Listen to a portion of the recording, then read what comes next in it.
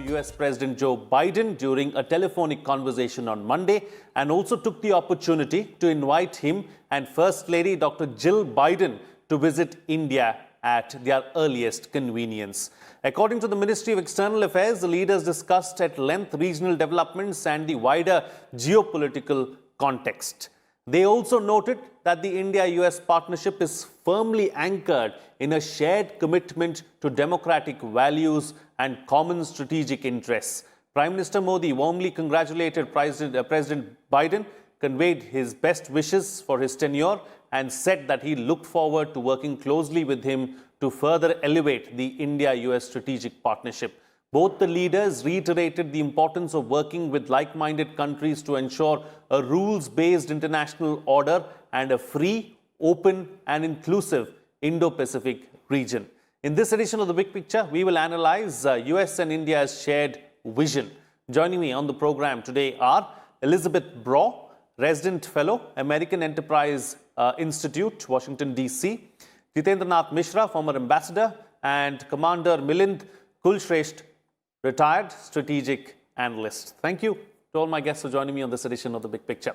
Ambassador, let me begin the program with you first. The telephonic conversation has now taken place. Both Prime Minister Modi and President Biden have spoken to each other and spoken about how they have a shared vision, really, and there are a lot of convergences as far as both the leaders are concerned. The biggest convergence, of course, is the mention of the Indo-Pacific. Now, that's conceptually very, very important and very clear. There was some fear before the Biden administration took charge that there will be a reversal to the Asia-Pacific, which would have been quite different from what it has been in the last 4 years in the US. So that has been laid to rest. It's very clearly Indo-Pacific. And there is an Indo-Pacific coordinator, Kurt Campbell, also. And if you recall, there was also a conversation on the 29th of January between External Affairs Minister Jaishankar and Antony Blinken, the Secretary of State. In that also, there was a very clear mention of strengthening cooperation with regard to the Indo-Pacific. So this is conceptually very clear. Now, geographically, is it clear? I am not so sure. I've always maintained that the US understanding of the Indo-Pacific, as far as the naval domain is concerned, is quite different from India's understanding of the Indo-Pacific. India's understanding includes the Western Indian Ocean right up to the eastern seaboard of Africa, and the American understanding just stops at the Bay of Bengal. So how are we going to reconcile these two geographical distances somewhat, if I may say so? The US Pacific Command and the US Central Command come into the picture, and the Central Command takes care of the Arabian Sea.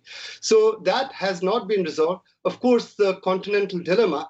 What I read in the American readout is about sovereignty of the conversation between the Prime Minister and the President. There was a mention of sovereignty. I am guessing, does it take care of India's continental challenge? Does it implicitly, not explicitly, address India's continental challenge vis-a-vis Ladakh with China? I'm not so sure, but I haven't seen this word being mentioned, sovereignty being mentioned. You know, the rules-based Indo-Pacific and sea lanes of communication, freedom of movement, etc. All those things have been mentioned in the past, but not sovereignty. So that would be an add-on. But there are, of course, challenges, and the challenge is one challenge is that does the Indian Navy have the capability to project power in the entire domain of the Indo-Pacific, right from the Pacific to the Indian Oceans? That's a big challenge and a big question. I am doubtful.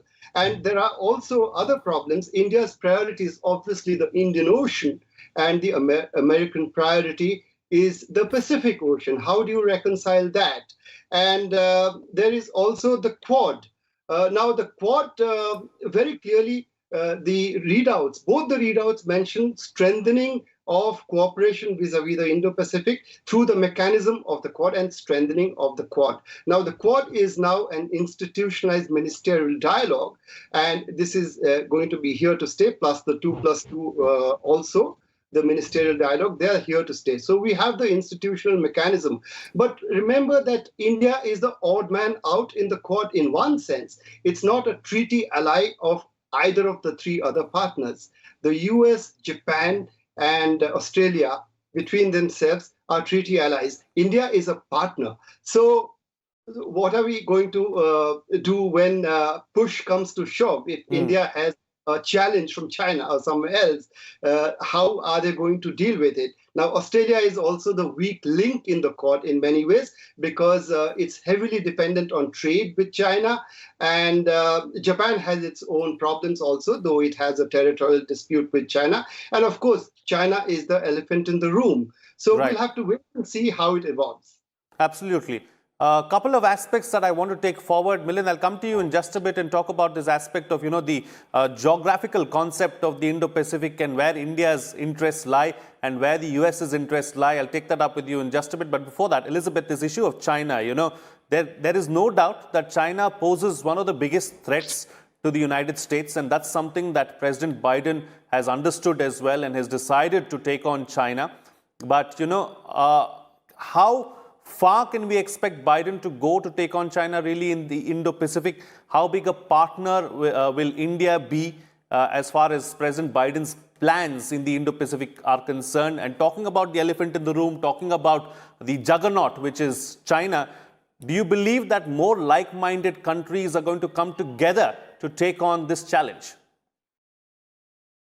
Well, thank you for having me, Frank. So I think what we are seeing with China now, both what we saw from the Trump administration, what we are seeing from the Biden administration, and what we are seeing from European countries, it's a sea change just compared to 10 years ago when the mood music was completely in favor of cooperation and getting as much Chinese investment as possible. Now, of course, countries still want Chinese investment, but they have woken up in recent years to the challenge as posed by China. So underneath the level of armed conflict, so China exploiting the openness that we as liberal democracies offer, and Trump had his own clumsy way of trying to address that challenge, which wasn't very good because he didn't consult and he didn't involve allies. He told allies what to do. I think Biden is of the same mindset that China's role in the world needs to be tackled, but you can't do it alone as the United States. So he will most likely involve very heavily India and European allies as well, including the UK, which is having significant problems with China at the moment. So there's a lot of willingness in being involved in trying to find some sort of solution. Absolutely. And since we are here, Elizabeth, a quick follow-up question. Do you believe that the allies, especially European allies, NATO allies, feel a little more reassured with Biden at the helm, and can we expect them to come to the aid of the US, not maybe to the aid, but support the United States in several of its ideas and plans? That's certainly the case. So if we look at what Trump tried to do, which is to limit the way in which China is able to exploit their countries. No Western country, no European country is opposed to that. Well, some are more opposed to it than others, but there is a general recognition also among the wider public that China is exploiting our openness. The problem is, as we discussed earlier, that Trump told others what to do. And anybody who has raised a child knows that if you tell them what to do, they are likely to rebel. You have to make them realize that they want to do it themselves. And European countries many European countries do want to find a way of limiting China's influence. But they are unlikely to do it if some big brother tells them this is what you need to do. So I think Biden will have more success with his approach of consulting allies more than telling them what to do.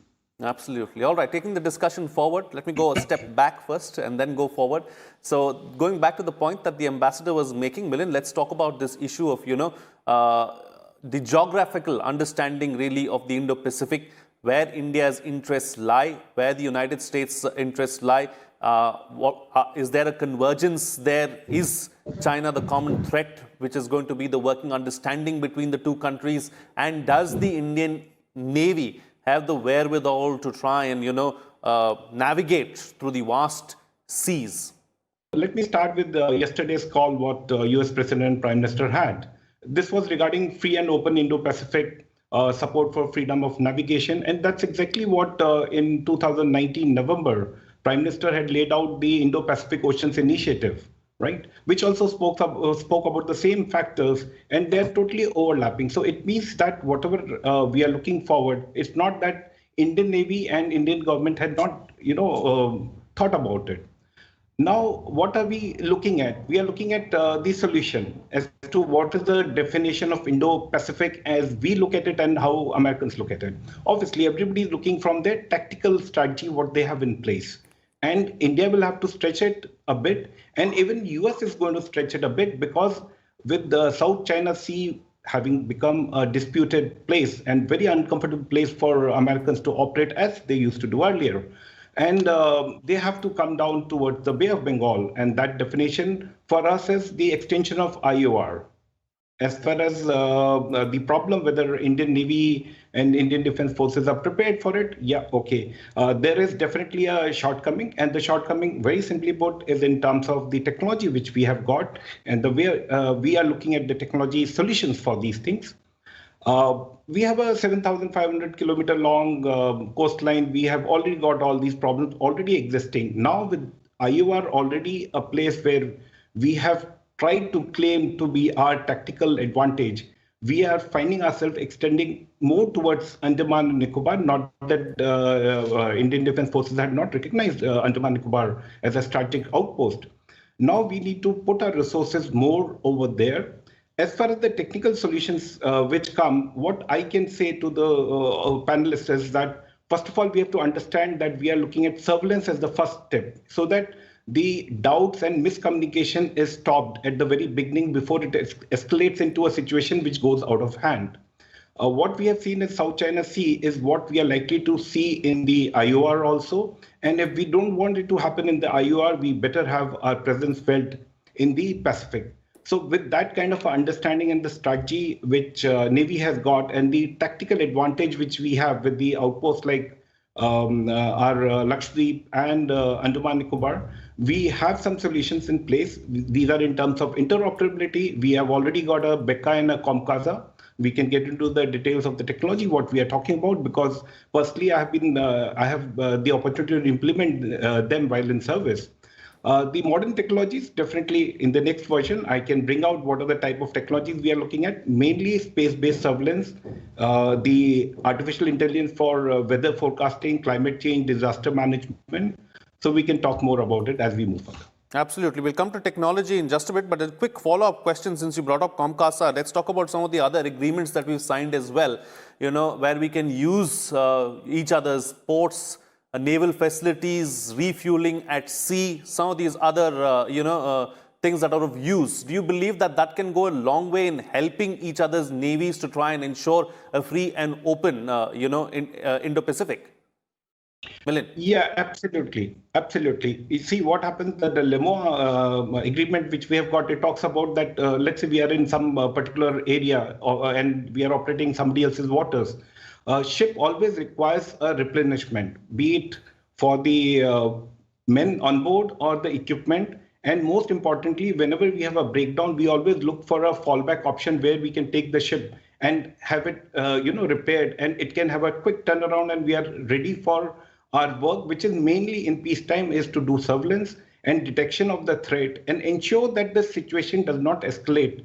We have so many Chinese trawlers issues which are happening in South China Sea, and other countries are getting affected. What will happen if they come to India? We need to have a very strict surveillance. These kind of agreements like LEMO, Comcasa, BECA, they give us the advantage of being part of the big community where they have an already established system like Quad in place. So it's a technological challenge. These solutions don't come in easy. We have been working on these solutions for last decade or so. We have reached a mature level, but how soon can we deploy it in terms of the change